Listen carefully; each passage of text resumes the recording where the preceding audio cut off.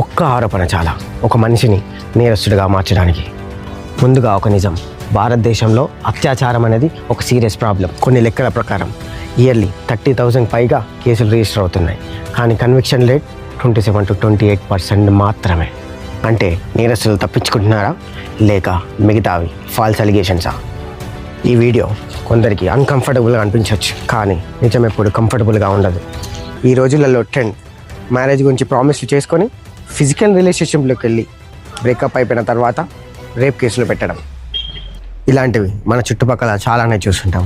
Even courts కూడా చాలాసార్లు చెప్పాయి బ్రేకప్స్ ఆర్ నాట్ రేప్స్ అని. అసలు ఇక్కడ సమస్య ఏమిటి? ఒక రిలేషన్షిప్, ఇద్దరు మ్యూచువల్ కన్సెంట్తో జరిగిన ఒక సిచ్యువేషన్, కానీ బ్రేకప్ తర్వాత అది ఒకరి మీద క్రిమినల్ కేసుగా మారుతుంది. నిజంగా ఇది న్యాయమేనా?